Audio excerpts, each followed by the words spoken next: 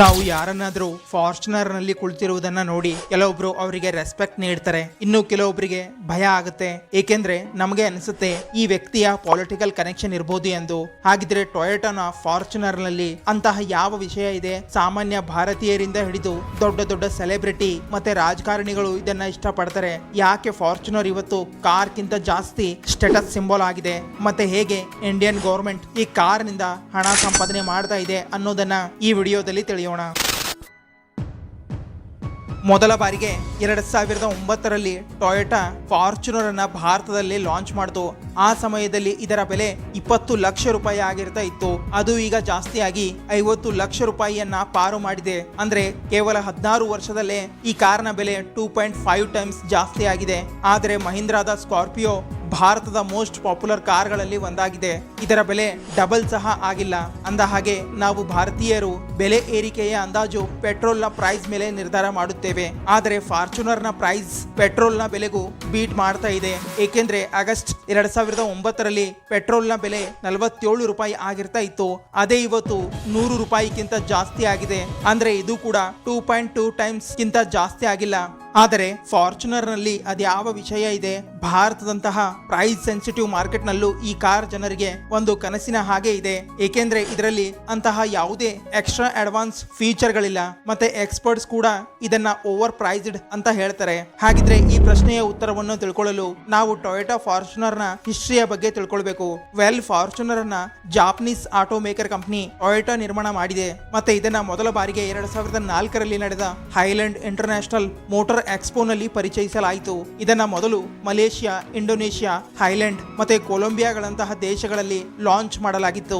ಆದರೆ Toyota Fortuner ನ ಹಣೆ ಬರಹ ಆಗ ಬದಲಾಯಿತು. ಯಾವಾಗ ಆಗಸ್ಟ್ 2009ರಲ್ಲಿ ಭಾರತದಲ್ಲಿ ಲಾಂಚ್ ಮಾಡಿದ್ದಾಗ. ಈಗ ಇಂಡಿಯನ್ ಮಾರ್ಕೆಟ್ ನಲ್ಲಿ ಲಾರ್ಜ್ ಎಸ್ಯುವಿ ನ ಕಡಿಮೆ ಡಿಮ್ಯಾಂಡ್ ಅನ್ನು ನೋಡ್ತಾ ಟೊಯೋಟಾ ಫಾರ್ಚುನರ್ ನ ಕೇವಲ 500 ಕಾರ್ಸ್ ಪ್ರೊಡಕ್ಷನ್ ನ ಟಾರ್ಗೆಟ್ ಇಟ್ಟಿತು. ಆದರೆ ಟೊಯೋಟಾದ ಎಕ್ಸೆಪ್ಟೇಷನ್ ಗಿಂತ ಮಿಗಿಲಾಗಿ ಕೇವಲ 6 ತಿಂಗಳಲ್ಲಿ 3800 ಕಾರುಗಳನ್ನ ಮಾರಾಟ ಮಾಡಿದ್ರು. ಮತ್ತೆ ಭಾರತದ ಲಾರ್ಜ್ ಎಸ್ಯುವಿ ಮಾರ್ಕೆಟ್ ನ 65% ಮೇಲೆ ಹಿಡಿತ ಸಾಧಿಸಿತು.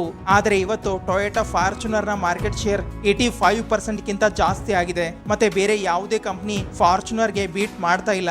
ನೋಡಿ, ಫಾರ್ಚುನರ್ ಅಂತೂ ಇಂಡಿಯನ್ ಮಾರ್ಕೆಟ್ ನಲ್ಲಿ ಬರ್ತಾ ಇದ್ದಂತೆ ಇಂತಹ ಬಿರುಗಾಳಿ ಎಬ್ಬಿಸಿತ್ತು ಅಂದ್ರೆ ಒಂದು ಸಮಯದಲ್ಲಿ ಇದರ ಬುಕಿಂಗ್ ಅನ್ನ ನಿಲ್ಲಿಸಬೇಕಾಯಿತು. ಮಿತ್ಸುಬಿಸಿ ಪಜೆರೋ ಮತ್ತೆ ಫೋರ್ಡ್ ಎಂಡೋವರ್ ಈ ಸೆಗ್ಮೆಂಟ್ ಅನ್ನ ಆಳ್ತಾ ಇದ್ವು. ಅವುಗಳ ಸೇಲ್ಸ್ ವೇಗವಾಗಿ ಡೌನ್ ಆಗಲು ಪ್ರಾರಂಭ ಆಯಿತು. ಮತ್ತೆ ಇವತ್ತು ಅವರು ಪ್ರತಿ ತಿಂಗಳು 100 ಕಾರ್ಸ್ ಗಳನ್ನು ಮಾರಾಟ ಮಾಡಲು ಕಷ್ಟಪಡ್ತಾ ಇದ್ದಾರೆ. ಅದೇ ಫಾರ್ಚುನರ್ ತಿಂಗಳಿಗೆ 2,000-3,000 ಕಾರ್ಸ್ ಸೇಲ್ಸ್ ಮಾಡ್ತಾ ಇದೆ. ಮತ್ತೆ ಈ ಸಂಖ್ಯೆ ವರ್ಷದಿಂದ ವರ್ಷಕ್ಕೆ ಜಾಸ್ತಿನೇ ಆಗ್ತಾ ಇದೆ. ನೋಡಿ, ಟೊಯೋಟಾ ಒಂದು ಇಂತಹ ಕಾರ್ ನಿರ್ಮಾಣ ಮಾಡುವ ಗುರಿ ಹೊಂದಿತ್ತು. ಅದು ರಿಲಯಬಲ್ ಆಗಿರ್ಬೇಕು. ಮತ್ತೆ ಡೆವಲಪಿಂಗ್ ಕಂಟ್ರಿಗಳ ಹಾಳಾದ ರೋಡ್ ಕಂಡೀಷನ್ ಅಲ್ಲೂ ಡ್ಯೂರೇಬಿಲಿಟಿ ಮತ್ತೆ ಕಂಫರ್ಟ್ ನಲ್ಲಿ ಫಸ್ಟ್ ಕ್ಲಾಸ್ ಆಗಿರ್ಬೇಕು. ಮತ್ತೆ ಟೊಯೋಟಾ ಫಾರ್ಚುನರ್ ನಲ್ಲಿ ನಮ್ಗೆ ಈ ಎಲ್ಲಾ ಲಕ್ಷಣಗಳು ಕಾಣಲು ಸಿಗುತ್ತೆ. ಆದ್ರೆ ಟೊಯೋಟಾ ಫಾರ್ಚುನರ್ ಸಕ್ಸೆಸ್ ನ ದೊಡ್ಡ ಸೀಕ್ರೆಟ್ ಅಡಗಿತ್ತು ಅದರ ಎಂಜಿನ್ ಪರ್ಫಾರ್ಮೆನ್ಸ್ ನಲ್ಲಿ. ನೋಡಿ, ಕಂಪನಿ ಯಾವಾಗ ಭಾರತದಲ್ಲಿ ಇದರ ಮೊದಲ ವೇರಿಯಂಟ್ ಲಾಂಚ್ ಮಾಡಿತ್ತು, ಅದರ ಟರ್ಬೋ ಡೀಸೆಲ್ ಎಂಜಿನ್ ಇತ್ತು. ಅದು 171 BHP ಪವರ್ ಜನರೇಟ್ ಮಾಡ್ತಾ ಇತ್ತು. ಮತ್ತೆ ಇದರ ಟಾರ್ಕ್ 343 Nm ದಾಗಿತ್ತು. BHP ಅಂದ್ರೆ ಬ್ರೇಕ್ ಹಾರ್ಸ್ ಪವರ್ ನ ಎಂಜಿನ್ ಆಗಿರುತ್ತೆ. ಇದರಲ್ಲಿ ಯಾವ ಪವರ್ ಇರುತ್ತೆ ಅದನ್ನ ಯಾವುದೇ ಪವರ್ ಲಾಸ್ ಇಲ್ಲದೇನೆ ಕ್ಯಾಲ್ಕುಲೇಟ್ ಮಾಡಲಾಗುವುದು. ಇಲ್ಲಿ ಪವರ್ ಲಾಸ್ ನ ಅರ್ಥ ಅಂದ್ರೆ ಹೀಟ್ ಮತ್ತೆ ನಾಯ್ಸ್ ನಿಂದ ಕಡಿಮೆ ಆಗುವ ಎಂಜಿನ್ ಪವರ್. ಅದೇ ಟಾರ್ಕ್ ನಮ್ಗೆ ಹೇಳುತ್ತೆ ಒಂದು ಕಾರ್ ಎಷ್ಟು ವೇಟ್ ನಿಂದ ಮತ್ತೆ ಎಷ್ಟು ವೇಗವಾಗಿ ಮುಂದೆ ಹೋಗುತ್ತೆ ಅನ್ನೋದು. ಇದನ್ನ ಟೆಕ್ನಿಕಲ್ ಟರ್ಮ್ಸ್ ನಲ್ಲಿ ಹೇಳಲಾಗುತ್ತೆ. ಅದೇ ಸಿಂಪಲ್ ವರ್ಡ್ ನಲ್ಲಿ ಹೇಳುವುದು ಆದರೆ ಫಾರ್ಚುನರ್ ಎಂಜಿನ್ ಎಷ್ಟು ಪವರ್ಫುಲ್ ಆಗಿತ್ತು ಅಂದ್ರೆ ಇದೇ ಇದರ ಸಕ್ಸಸ್ ನ ಕಾರಣ ಆಯಿತು. ಮತ್ತೆ ಇವತ್ತಿನ ಸಮಯದಲ್ಲಿ ಟೊಯೋಟಾ ಫಾರ್ಚುನರ್ ನ ಎಂಜಿನ್ ಅನ್ನ ಇನ್ನೂ ಜಾಸ್ತಿ ಅಪ್ಗ್ರೇಡ್ ಮಾಡಲಾಗಿದೆ. ಮತ್ತೆ ಇದರ ಪವರ್ ಹಾಗೂ ಎಫಿಷಿಯನ್ಸಿ ನೆಕ್ಸ್ಟ್ ಲೆವೆಲ್ ನಲ್ಲಿ ತಲುಪಿದೆ. ಅಷ್ಟೇ ಅಲ್ಲ, ಫಾರ್ಚುನರ್ ನ ಪಾಪ್ಯುಲಾರಿಟಿಯ ಇನ್ನೊಂದು ಕಾರಣ ಇದೆ, ಇದರ ಲುಕ್ಸ್ ಮತ್ತೆ ಆನ್ ರೋಡ್ ಪ್ರೆಸೆನ್ಸ್. ನೋಡಿ, ಯಾವಾಗ ನೀವು ಯಾರನ್ನಾದ್ರೂ ಫಾರ್ಚುನರ್ ನಲ್ಲಿ ಕುಳಿತಿರುವುದನ್ನ ನೋಡಿದ್ರೆ ಆ ವ್ಯಕ್ತಿಯ ಪ್ರತಿ ನಿಮ್ಮ ರೆಸ್ಪೆಕ್ಟ್ ಜಾಸ್ತಿ ಆಗುತ್ತೆ. ಏಕೆಂದ್ರೆ ನಿಮಗೆ ಅನಿಸುತ್ತೆ ಈ ವ್ಯಕ್ತಿಯ ಪೊಲಿಟಿಕಲ್ ಕನೆಕ್ಷನ್ ಇರಬಹುದು ಎಂದು. ಫಾರ್ಚುನರ್ ನ ಮಸ್ಕ್ಯುಲರ್ ಲುಕ್ ಇದರ ಪವರ್ ಮತ್ತೆ ಡಾಮಿನೆನ್ಸ್ ಅನ್ನ ಜಾಸ್ತಿ ತೋರಿಸುತ್ತೆ. ಮತ್ತೆ ನೀವು ನನ್ನ ಮಾತು ನಂಬೋದಿಲ್ಲ, ಭಾರತ ಬಿಟ್ಟು ಬೇರೆ ದೇಶಗಳಿಗೆ ಹೋಲಿಸಿದರೆ 10 ರಿಂದ 15 ಲಕ್ಷ ರೂಪಾಯಿ ಇದರ ಬೆಲೆ ಕಡಿಮೆ ಆಗಿದೆ. ಆದರೂ ಭಾರತೀಯ ಜನರಿಗೆ ಬೆಲೆ ಏರಿಕೆಯ ಯಾವುದೇ ಪರಿಣಾಮ ಬೀರೋದಿಲ್ಲ. ಮತ್ತೆ ಅನೇಕ ಜನ ಇದನ್ನ ಖರೀದಿ ಮಾಡ್ತಾರೆ. ಹಾಗೂ ಈ ಮೈಂಡ್ ಸೆಟ್ ನ ಹಿಂದೆ ಇರುವ ದೊಡ್ಡ ಕಾರಣ ಅಂದ್ರೆ ಹ್ಯೂಮನ್ ಬೇಸಿಕ್ ನೇಚರ್. ನೋಡಿ, ಪ್ರತಿಯೊಬ್ಬ ವ್ಯಕ್ತಿ ಜೀವನದಲ್ಲಿ ಸಕ್ಸಸ್ ಅಚೀವ್ ಮಾಡಬೇಕು ಅಂತಾನೆ. ಮತ್ತೆ ಆತ ಸಕ್ಸಸ್ಫುಲ್ ಆದ್ರೆ ತನ್ನ ಸಾಧನೆಯನ್ನ ಮತ್ತೆ ಪವರ್ ಅನ್ನ ಜನರ ಮುಂದೆ ತೋರಿಕೆ ಮಾಡ್ತಾನೆ. ಏಕೆಂದ್ರೆ ಆವಾಗ್ಲೇ ಬೇರೆಯವರು ಅವನಿಗೆ ರೆಸ್ಪೆಕ್ಟ್ ಕೊಡ್ತಾರೆ. ಮತ್ತೆ ಆತನ ಸೋಷಿಯಲ್ ಸ್ಟೇಟಸ್ ಜಾಸ್ತಿ ಆಗುತ್ತೆ. ಇದನ್ನ ನೀವು ಒಂದು ಐಫೋನ್ ನ ಎಕ್ಸಾಂಪಲ್ ನಿಂದಲೂ ಅರ್ಥ ಮಾಡಿಕೊಳ್ಳಬಹುದು. ಇದನ್ನ ಕೇವಲ ಫೋನ್ ಅಲ್ಲ, ಬದಲಾಗಿ ಸ್ಟೇಟಸ್ ಸಿಂಬಾಲ್ ಎಂದು ತಿಳಿದುಕೊಳ್ತಾರೆ.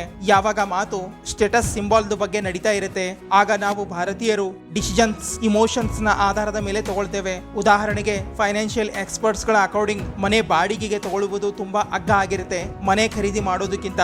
ಆದರೂ ಜನ ದೊಡ್ಡ ಮತ್ತೆ ಎಕ್ಸ್ಪೆನ್ಸಿವ್ ಮನೆ ಖರೀದಿ ಮಾಡ್ತಾರೆ, ಏಕೆಂದ್ರೆ ಇದು ಒಂದು ಇಮೋಷನಲ್ ಡಿಸಿಷನ್ ಆಗಿದೆ. ಮತ್ತೆ ಇದರಿಂದ ನಮ್ಮ ಸೆಂಟಿಮೆಂಟ್ ಜೋಡಣೆ ಆಗಿರುತ್ತೆ. ಅಷ್ಟೇ ಅಲ್ಲ, ನಾವು ಭಾರತೀಯರು ಮದುವೆಗಳಲ್ಲಿಯೂ ಜಾಸ್ತಿ ಹಣ ಖರ್ಚು ಮಾಡುತ್ತೇವೆ, ಏಕೆಂದ್ರೆ ನಮ್ಮ ಸೋಷಿಯಲ್ ಸ್ಟೇಟಸ್ ಹೈ ಆಗಿ ಕಾಣಿಸಲು. ಮತ್ತೆ ಫಾರ್ಚುನರ್ ನ ರಿಯಾಬಿಲಿಟಿ ಕೂಡ ಇದು ಪಾಪ್ಯುಲರ್ ಆಗಲು ಒಂದು ಇಂಪಾರ್ಟೆಂಟ್ ಕಾರಣ ಎಂದು ಹೇಳಲಾಗುತ್ತೆ. ಏಕೆಂದ್ರೆ ಟೊಯೋಟಾ ಫಾರ್ಚುನರ್ ಒಂದು 7 ಸೀಟರ್ SUV ಆಗಿದ್ದು ಆಫ್ ರೋಡ್ ಸಲುವಾಗಿ ಬೆಸ್ಟ್ ಆಗಿದೆ ಎಂದು ಹೇಳಲಾಗುತ್ತೆ.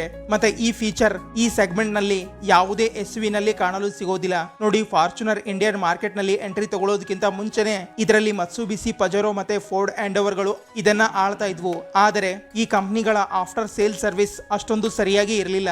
ಅದಕ್ಕೆ ಇವು ಕಸ್ಟಮರ್ಸ್ ಗಳ ಟ್ರಸ್ಟ್ ಗೆಲ್ಲಲಿಲ್ಲ. ಆದರೆ ಟೊಯೋಟಾ ಮೊದಲೇ ಇನೋವಾಗಳಂತಹ ಕಾರ್ ಗಳನ್ನ ಲಾಂಚ್ ಮಾಡಿ ತಮ್ಮ ಆಫ್ಟರ್ ಸೇಲ್ ಸರ್ವಿಸ್ ಪ್ರೂವ್ ಮಾಡಿತ್ತು.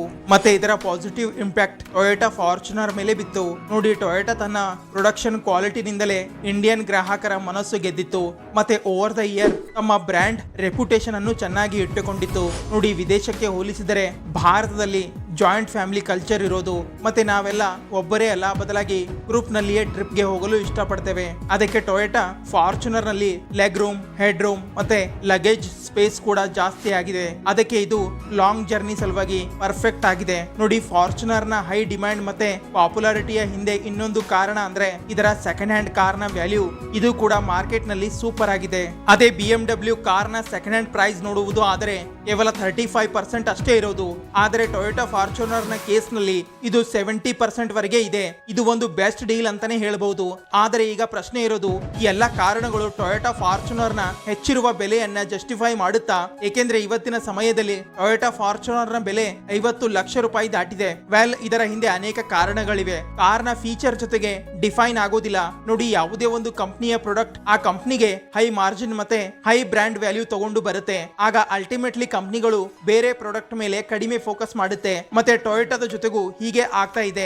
ಫಾರ್ಚುನರ್ ನ ಹೈ ಡಿಮ್ಯಾಂಡ್ ಮತ್ತೆ ಬ್ರ್ಯಾಂಡ್ ವ್ಯಾಲ್ಯೂ ಅನ್ನ ನೋಡಿ ಟೊಯೋಟಾ ತನ್ನ ಪೂರ್ತಿ ಫೋಕಸ್ ರಿಸರ್ಚ್ ಮತ್ತೆ ಡೆವಲಪ್ಮೆಂಟ್ ಇದೇ ಕಾರ್ ಮೇಲೆ ನೀಡ್ತಾ ಇದೆ. ಮತ್ತೆ ಇದನ್ನೆಲ್ಲ ಮಾಡಲು ಜಾಸ್ತಿ ರಿಸೋರ್ಸಸ್ ಗಳ ಖರ್ಚು ಆಗ್ತಾ ಇದೆ. ಅದಕ್ಕೆ ಅವರು ಕಾರ್ ನ ಬೆಲೆ ಕೂಡ ಜಾಸ್ತಿ ಮಾಡ್ತಾ ಇದ್ದಾರೆ. ಫಾರ್ಚುನರ್ ನ ಬೆಲೆ ಜಾಸ್ತಿ ಆಗಲು ಕೊರೋನಾ ಪ್ಯಾಂಡಮಿಕ್ ಕೂಡ ಒಂದು ದೊಡ್ಡ ಕಾರಣ ಆಗಿತ್ತು. ಏಕೆಂದ್ರೆ ಇದರಿಂದ ಗ್ಲೋಬಲ್ ಲೆವೆಲ್ ನಲ್ಲಿ ಸಪ್ಲೈ ಚೈನ್ ಮೇಲೆ ಆರ್ಥಿಕ ಹೊರೆ ಆಯಿತು.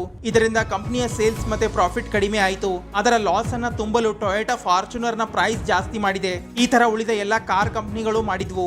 ಆದ್ರೆ ಟೊಯೋಟಾ ಕಾರ್ಸ್ ಗಳ ಬೆಲೆ ಸ್ವಲ್ಪ ಜಾಸ್ತಿನೇ ಇನ್ಕ್ರೀಸ್ ಆಗಿತ್ತು. ಏಕೆಂದ್ರೆ ಟೊಯೋಟಾಗೆ ಅರ್ಥ ಆಗಿತ್ತು ಫಾರ್ಚುನರ್ ಇಂಡಿಯನ್ ಕಸ್ಟಮರ್ ಗಳಿಗೆ ಹಣಕ್ಕಿಂತ ಜಾಸ್ತಿ ಆಗಿದೆ. ಏಕೆಂದ್ರೆ ಭಾರತೀಯರಿಗೆ ಹಣ ಇಂಪಾರ್ಟೆಂಟ್ ಅಲ್ಲ, ಬದಲಾಗಿ ಇಮೋಷನ್ಸ್ ಇಂಪಾರ್ಟೆಂಟ್ ಆಗಿದೆ ಅನ್ನೋದು. ಒಂದ್ ವೇಳೆ ನೀವು ಟೊಯೋಟಾ ಫಾರ್ಚುನರ್ ಸೇಲ್ಸ್ ನಿಂದ ಬಂದ ಹಣ ಜಪಾನ್ಗೆ ಹೋಗ್ತಾ ಇದೆ ಎಂದು ಯೋಚನೆ ಮಾಡ್ತಾ ಇದ್ರೆ ಇದು ತಪ್ಪು. ಏಕೆಂದ್ರೆ ಭಾರತದಲ್ಲಿ ಮಾರಾಟ ಆಗುವ ಪ್ರತಿಯೊಂದು ಫಾರ್ಚುನರ್ ನಿಂದ ಜಾಸ್ತಿ ಹಣ ಸಂಪಾದನೆ ಮಾಡುತ್ತೆ ಸ್ವತಃ ಭಾರತ ಸರ್ಕಾರ. ಫಾರ್ಚುನರ್ ಒಂದು ಲಕ್ಸರಿ ಪ್ರಾಡಕ್ಟ್ ಆಗಿರೋದ್ರಿಂದ ಮೊದಲು ಇದನ್ನ 28% GST ಸ್ಲ್ಯಾಬ್ ನಲ್ಲಿ ಇಡಲಾಗಿತ್ತು.